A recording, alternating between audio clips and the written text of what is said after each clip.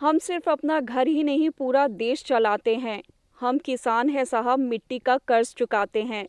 दर्शकों नमस्कार, कृषि दर्शन कार्यक्रम में आपका स्वागत है। मैं हूं अनामिका और आज के किसान अन्नदाता कहे जाते हैं। ये धीरे धीरे जागरूक होते जा रहे हैं और नई नई टेक्नोलॉजी को सीख रहे हैं। और आज हमारे कार्यक्रम का विषय भी यही है, कृषि में सूचना प्रौद्योगिकी का महत्व। और आज इसी विषय पर बातचीत करने के लिए हमारे साथ हैं धर्मेंद्र पटेल जी, जो कि कृषि विज्ञान केंद्र में वैज्ञानिक हैं। साथ ही हमारे बीच दो सफल किसान भाई भी हैं। तो सबसे पहले मैं परिचय कराना चाहूँगी रामचंद्र प्रजापति जी का, और हमारे बीच साथ ही हैं दिनेश वर्मा जी, जो कि ये भी एक सफल किसान भाई हैं। तो आप सभी का हमारे कार्यक्रम में बहुत बहुत स्वागत है। तो आइए शुरुआत करते हैं हमारे आज के कार्यक्रम की।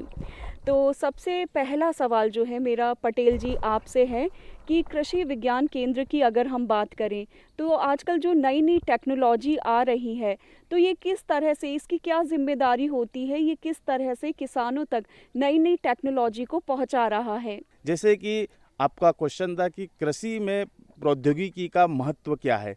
चूँकि आज की यदि हम बात करें तो जो सबसे महत्वपूर्ण जो समस्या होती है कि कृषि विज्ञान केंद्र जो होते हैं या तो डिस्ट्रिक्ट हेडक्वार्टर में होते हैं या तो जो है कि कुछ इंटीरियर में होते हैं।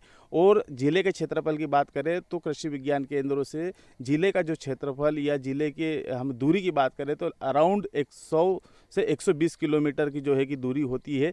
तो हर किसान जो है कि कृषि विज्ञान केंद्र तक जो है कि जानकारी प्राप्त करने हेतु नहीं पहुंच सकता है। तो किसानों के लिए कृषि विज्ञान केंद्र के पास इन ऐसे अनेकों माध्यम है, जिन माध्यमों का उपयोग किसान तक जानकारी पहुंचाने के लिए कृषि विज्ञान केंद्र द्वारा किया जाता है। मैं आप सबको शॉर्ट में बताना चाहूँगा कि कृषि विज्ञान केंद्र के 4 मैंडेट है टेक्नोलॉजी ट्रांसफ़र के लिए, जिसमें जो सबसे महत्वपूर्ण जो हमारा मैंडेट होता है वो प्रक्षेत्र परीक्षण, जिसको हम बोलते हैं on farm trial. On farm trial का मतलब ये होता है कि जो हमारे अनुसंधान केंद्रों से जो तकनीकियाँ आती है, वो तकनीकियाँ जो कि हमारे यहाँ की जलवायु या हमारी जो है कि कृषि परिस्थिति के अनुरूप हो, उसको सबसे पहले हम किसानों के खेतों में उस तकनीकी का 1 से 2 वर्ष तक जो है कि परीक्षण करते हैं। यदि वो तकनीकी हमारी जो है कि हमारे ज़िले के जो मौसम और जलवायु के अनुकूल हो जाती, तो उस तकनीकी को जो है कि हम एक लार्ज स्केल में डेमोन्स्ट्रेशन के माध्यम से किसानों के बीच में पुनः उसको ले जाते हैं और उसको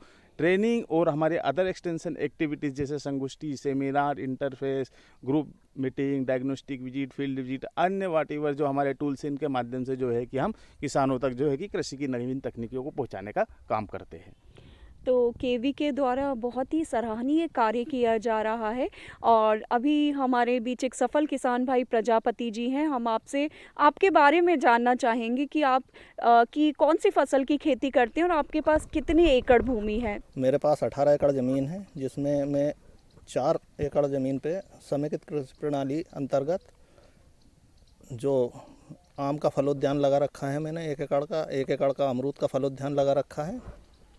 बाकी 1 एकड़ का मेरा मछली पालन के लिए तालाब है। तो इन सारी चीज़ों का समावेश करके और मैं खेती करता हूँ। और बाकी जलवायु परिवर्तन से संबंधित जो समस्याएं हैं, इस वजह से इन सारी चीज़ों का मैंने समावेश किया है।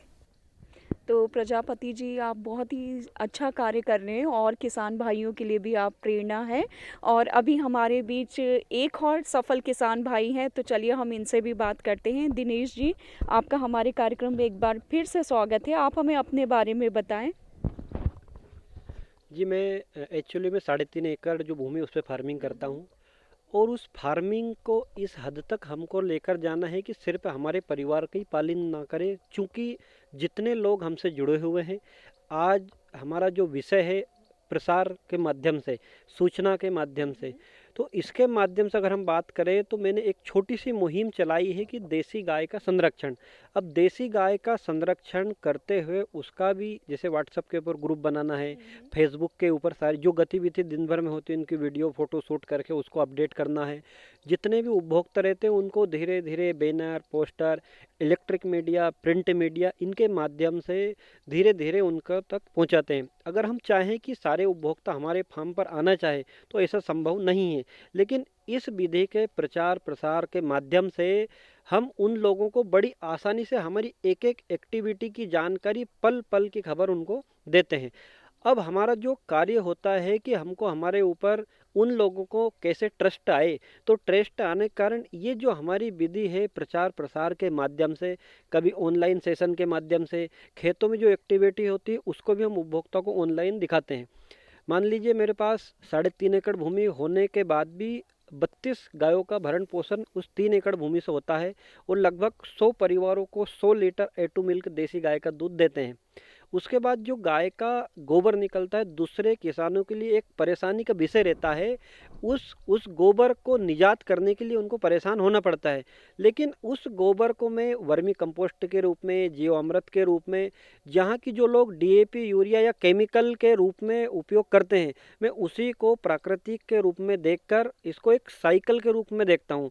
जैसे धरती हुई, फिर चारा हुआ, फिर गाय हुई, फिर गोबर हुआ, फिर उससे वर्मी कंपोस्ट बना, तो एक जो साइकिल बनना चाहिए, ऐसा साइकिल बनाकर ये क्लाइमेट की अगर बात करें या केमिकल खेती की बात करें या ऑर्गेनिक फार्मिंग की बात करें, या आज जो बीमारियां बहुत तीव्र गति से बढ़ती जा रही है जिससे आज सारा जन समुदाय परेशान है, उस विधि को लेकर प्राकृतिक कृषि के साथ में देसी गाय संरक्षण का कार्यक्रम कर रहे हैं। दिनेश जी, वाकई आप बहुत ही सराहनीय कार्य कर रहे हैं और जैविक खेती के विषय में भी हम आपसे आगे बातचीत करेंगे। दर्शकों, वक्त है एक छोटे से ब्रेक का, तो मिलते हैं इस छोटे से ब्रेक के बाद। अरे सुन तो।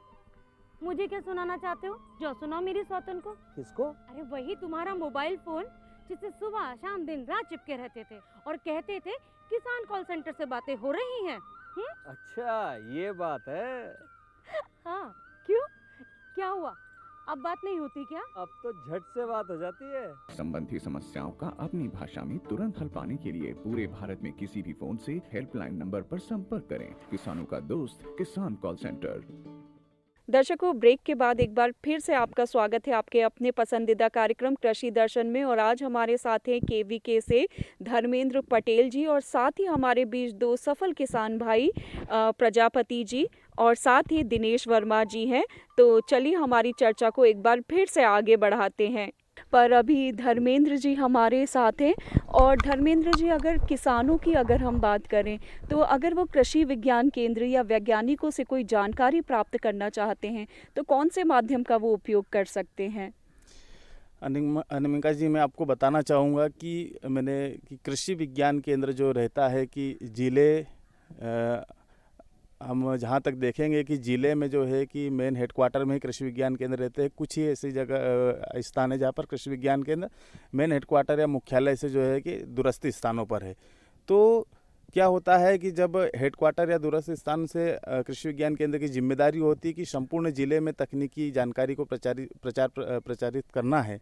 कुछ ऐसे, जैसे हम हमारे सीहोर ज़िले की बात करें तो हमारे कृषि विज्ञान केंद्र से हमारे ज़िले की जो बाउंड्री की यदि हम बात करेंगे तो लगभग 130 से 140 किलोमीटर अराउंड में, जो 125 से 130 किलोमीटर दूरी पर जो हमारा गांव है, वहां का किसान किस माध्यम से जो है कि हम वहां के किसान को हम किस माध्यम से जो है कि हम जानकारी प्रेषित कर सकते हैं। तो इसके जो है कि हमारे ICT के अंदर या इंफॉर्मेशन कम्युनिकेशन टेक्नोलॉजी जो हमारे पास टूल्स है, इसके अंतर्गत हमारे 2 प्रकार के टूल्स आते हैं जिनका उपयोग जो है कि हम टेक्नोलॉजी ट्रांसफ़र के लिए या तकनीकी हस्तांतरण के लिए करते हैं। तो मैं सबसे पहले बताना चाहूँगा कि इसमें सबसे पहले आता है हमारा प्रिंट मीडिया।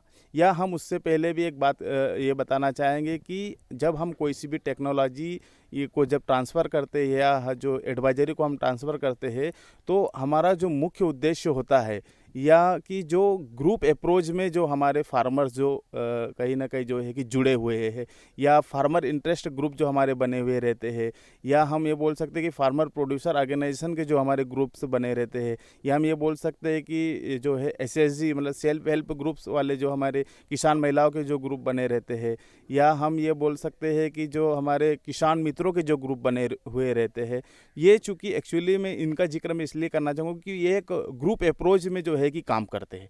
और ग्रुप अप्रोच में जब हम कोई सी भी टेक्नोलॉजी को या तकनीकी को ट्रांसफ़र हम करते हैं तो कहीं ना कहीं जो है कि उसके प्रभावों का आकलन बहुत ही बेहतर तरीके से हम आगामी समय में कर सकते हैं। परंतु हर एक किसान जो है, या हर एक ग्रामीण युवा, या हर एक हमारी कृषक महिला जो है समूह में जो है कि जुड़ नहीं सकती या समूह में रहकर खेती नहीं कर सकती, परंतु उसको भी जो है कि कृषि की नवीन तकनीकियों की जानकारी प्रसारित करना कृषि विज्ञान केंद्र का काम है। तो इसमें हम सबसे पहले जो है कि हमारे 2 प्रकार के टूल्स है मैं बताना चाहूँगा, जिसमें एक होता है प्रिंट मीडिया। प्रिंट मीडिया के अंतर्गत जैसे मैं आपको बताना चाहूँगा कि जैसे कृषि विज्ञान केंद्र के द्वारा जो वीकली या पाक्षिक, साप्ताहिक और पाक्षिक, मासिक और त्रैमासिक पत्रिकाएं निकलती, उस पत्रिकाओं के अंदर जो है कि समसामयिकी कृषि सलाह हमारे विषय विशेषज्ञों द्वारा जो है कि अलग अलग फसलों और अलग अलग उद्यमों की उसमें संकलित की हुई रहती। आज सोशल मीडिया है, हम ये बोलेंगे कि इलेक्ट्रॉनिक मीडिया जितना जो है कि हमारे लिए लाभदायक है, उतना ही जो है कि हमारी आगामी पीढ़ी या वर्तमान पीढ़ी के लिए जो है कि हानिकारक भी है। वो कैसे? क्योंकि हम देखते हैं कि सोशल मीडिया का हम यदि उसको कृषि से जोड़े तो आज जो है कि 70% आबादी जो है कि हमारी ग्रामीण परिवेश की या गाँव में रहती, और खेती किसानी जो है कि 100% जो है कि गाँव में होती है। और गाँव में जो हमारे किसानों के पास लगभग सभी के पास जो है कि एंड्रॉयड मोबाइल ऐप होता है, और आज हम देखते हैं कि उस एंड्रॉयड मोबाइल का उपयोग किसान को अपनी कृषि से संबंधित जानकारी प्राप्त करने हेतु करने की दिशा में कार्य करना चाहिए। इसका जो मुख्य जो हमें उपयोग करना चाहिए किसान होने के नाते, कि हमारे जो भारतीय कृषि अनुसंधान परिषद के जितने हमारे अनुसंधान केंद्र है, उनको वेबसाइट के माध्यम से आप अपने गूगल में वेबसाइट के माध्यम से उन तक पहुँचे, और वहाँ पर हो रहे नवाचारों को जो है कि हमें पढ़ना चाहिए, समझना चाहिए, और अपने खेत में जो है कि उनका अनुसरण करना चाहिए, अंगीकरण करना चाहिए। तो कहीं ना कहीं जो है कि सोशल मीडिया जितना हमारे किसान साथियों के लिए लाभदायक भी है, उतना ही जो है कि हमारे किसान साथियों के लिए जो है कि हानिकारक भी है। तो एक छोटा सा हम यदि बताना चाहेंगे कि कृषि विज्ञान केंद्र जो किसी भी टेक्नोलॉजी को जो ट्रांसफ़र करता है, तो ऐसे हमने शुरू में मैंने आपको बताया था कि हमारे पास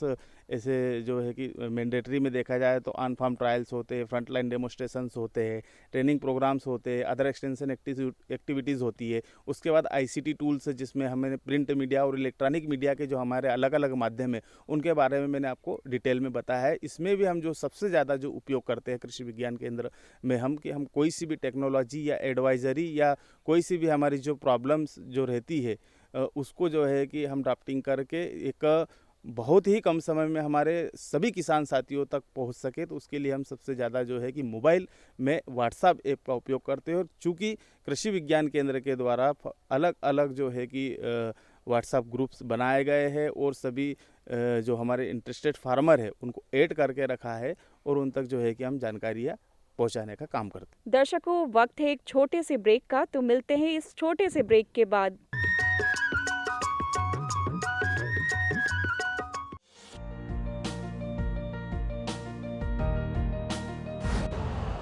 यूरिया का स्वदेशी उत्पादन 70 लाख टन बढ़ाने के लिए 6 उर्वरक संयंत्रों का उद्धार किया जा रहा है। FCIL के गोरखपुर, सिंदरी, तलचर और रामागुंडम संयंत्र, HFCL की बरौनी इकाई और BVFCL की नामरू फोर्थ। सोने पर सुहागा ये है कि देश में अब बनेगा सिर्फ नीम लेपित यूरिया, क्योंकि इससे होगा किसानों का फायदा ही फायदा। अनाज का उत्पादन 10% तक बढ़ेगा, बढ़ेगी 10 से 15% नाइट्रोजन क्षमता।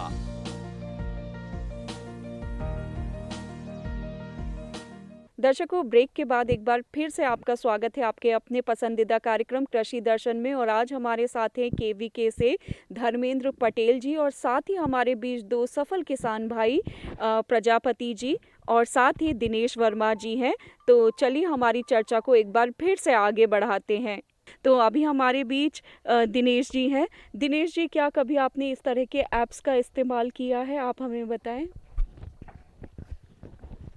जैसे अभी हमारे कृषि वैज्ञानिक ने हमको बताया है, व्हाट्सएप ग्रुप के माध्यम से इन्होंने ही कृषि विज्ञान केंद्र से ई फार्मर के नाम से ग्रुप बनाया है। जो प्रतिदिन जानकारियाँ निकलती है उसके अंदर ये अपडेट डालते हैं। किसानों को जो समस्या आती है वो भी हम हमारी समस्याएं हैं जो उस ग्रुप के अंदर शेयर करते हैं। वहाँ से सारे जो साइंटिस्ट है उसके अंदर जुड़े रहते हैं, उस समस्या का समाधान वो करते हैं। जैसे सर ने अभी बताया, वेदर ऐप हुआ, मंडी भाव हुआ, इनके सारे क्षेत्र के अलग अलग ऐप्स होते हैं। जैसे आज मैं छोटी सी बात करूं अपनी फील्ड की, जैसे मैं एनिमल्स, जैसे गाय के ऊपर काम करता हूं, तो उसका भी एनिमल्स ऐप बना हुआ है। एनिमल्स ऐप अगर हम डाउनलोड करते हैं तो हमको पशु खरीदना है, बेचना है, किस टाइप का पशु, कौन सी वेराइटीज़ कहाँ मिलेगी, तो सारी गतिविधि आज मोबाइल के माध्यम से घर बैठे जिस प्रकार से व्यक्ति शॉपिंग कर सकता है, पैसे ट्रांजैक्शन कर सकता है, उसी प्रकार से सारी चीज़ों का हम सदुपयोग मोबाइल के माध्यम से बड़ी आसानी से कर सकते हैं। तो जी हाँ, बहुत अच्छी जानकारी दी। आपने देखा और जाना कि मोबाइल के फ़ायदे भी हैं और कृषि विज्ञान केंद्र द्वारा एक व्हाट्सएप ग्रुप बना के किसानों को नई नई टेक्नोलॉजी से अपडेट कराया जाता है। और अभी प्रजापति जी भी हमारे बीच हैं।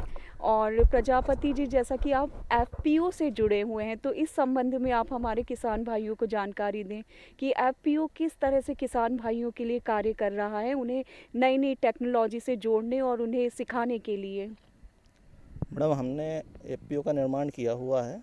तो उसमें पहले क्या है कि जैसे मैं बीज का उत्पादन करता था तो मुझे बड़ी दिक्कत होती थी बीज सप्लाई की। लेकिन जब से हमने एफपीओ का निर्माण किया है तो अच्छी किस्म का उन्नत जो बीज है वो किसानों को उपलब्ध करा देते हैं। और उनके पास में कोई सा अच्छा उत्पाद है जिसे बेचने में उन्हें परेशानी आ रही है और उपभोक्ता को खरीदने में परेशानी आ रही है, तो उस तक मतलब वो उत्पाद भी हम पहुंचा देते हैं। और जी हाँ, अभी हमारे साथ धर्मेंद्र जी हैं। तो धर्मेंद्र जी, अगला सवाल मेरा आपसे ये है कि केवीके में किसानों हेतु जो कौन कौन सी नई टेक्नोलॉजी जो है रबी के मौसम, रबी की फसलों के लिए प्रदर्शित की गई है, आप हमें बताएं। देखिए मैडम, जो आज का हमारा जो विषय है कि कृषि में प्रौद्योगिकी का महत्व है, जिसमें हमने चर्चा की ऐसे कई टूल्स मैंने जो है मैंडेटरी कृषि विज्ञान केंद्र के टूल्सों के बारे में बताया जो कि टेक्निकल टूल्स है या हमारे मैंडेट है वो कि on farm trial, FLD, training, extension activities और अन्य माध्यम जैसे हमने आईसीटी टूल्सों की बात की। इसके अतिरिक्त हमारा जो सबसे बड़ा जो एक टूल्स है वो है हमारे कृषि विज्ञान केंद्र का इंस्ट्रक्शनल फार्म। उस कृषि विज्ञान केंद्र के जो हमारा इंस्ट्रक्शनल फार्म है वो कहीं ना कहीं जो है कि 100 या 100% जो है कि वैज्ञानिक दृष्टिकोण से जो है कि वहाँ पर तकनीकियों को प्रदर्शित करके रखा गया। वर्तमान में चूँकि रबी मौसम हमारा चल रहा है और हमारे ज़िले के अनुरूप, चूँकि हमारा ज़िले में अलग अलग 2 रीजन्स है जिसमें विंध्याचल प्लेटू और नर्मदा वैली जो हमारा रीजन्स है जिसके अंतर्गत हमारा जो है कि भैरुंदा विकासखंड और बुधनी विकासखंड आता है। और ये जो हमारा विंध्याचल जो प्लेटू है उसमें हमारा सीहोर, इछावर और आष्टा विकासखंड आता है। और यहाँ के हम फसल प्रणाली की भी बात करें तो कहीं ना कहीं जो है कि यहाँ पर विभिन्नता पाई जाती है। जो हमारे सीहोर, इछावर और आष्टा विकासखंड की यदि हम बात करें तो यहाँ की जो मुख्यतः जो फसलें होती है रबी मौसम में वो होती है गेहूँ, चना, मसूर और जो है कि सब्जी वर्गीय में या हम बोल सकते हैं मसाला वर्गीयों में जो है कि प्याज और लहसुन। और हमारा जो अन्य जो हमारे जो 2 विकासखंड है जिसमें भैरुंदा और नशुल्लागंज जहाँ की हमारी मुख्य फसल है गेहूँ और है। तो यहाँ पर यहाँ कृषि विज्ञान केंद्र में इन सभी फसलों की जो है कि उन्नत प्रौद्योगिकी को छोटे छोटे प्लाटों के अंतर्गत डेमोस्ट्रेट करके रखा गया है।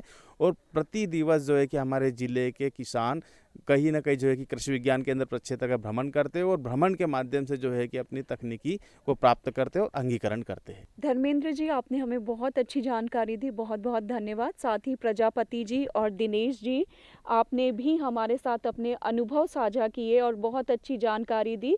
और निश्चित तौर पर हमारे किसान भाइयों को आपकी बातें सुनकर बहुत ही प्रोत्साहन मिला होगा खेती बाड़ी से संबंधित सभी जानकारियों से आपको रूबरू कराएंगे खबरें खेती के माध्यम से। तो चलिए देखते हैं खबरें खेती की। नमस्कार किसान भाइयों, स्वागत है आपका खबरें खेती की में। चलिए नजर डालते हैं आज के मुख्य समाचारों पर। भारत का फूड बास्केट बन रहा मध्य प्रदेश। नरवाई जलाना अपराध, मुख्यमंत्री किसान कल्याण योजना। जायद मक्का की उन्नत किस्में, मल्टीक्रॉप प्लांटर। और अब खबरें विस्तार से। मध्य प्रदेश की उपजाऊ भूमि केवल भरपूर फसल ही नहीं बल्कि नवाचार, सतत विकास और वैश्विक निवेश के नए द्वार भी खोल रही है। सरकार के इस रूपांतरणकारी प्रयास में दुनिया भर के निवेशकों को शामिल होने का आमंत्रण दिया जा रहा है। प्रदेश ने अपनी समृद्ध कृषि परंपरा और उन्नत कृषि तकनीकों के बल पर खुद को देश की फूड बास्केट के रूप में स्थापित किया है। राज्य को अब तक 7 कृषि कर्मण पुरस्कार मिल चुके हैं, जो इसकी कृषि क्षेत्र में मजबूती को दर्शाते हैं। मध्य प्रदेश में श्वेत क्रांति तेजी से अपने पैर पसार रही है। राज्य में 2012 से 2023 के बीच दूध उत्पादन में जबरदस्त वृद्धि दर्ज की गई है। प्रति व्यक्ति दूध उपलब्धता 591 ग्राम प्रतिदिन में मध्य प्रदेश 6वें स्थान पर है। देश के कुल दूध उत्पादन में मध्य प्रदेश का योगदान वर्ष 2023 में 8.73 अनुपात था।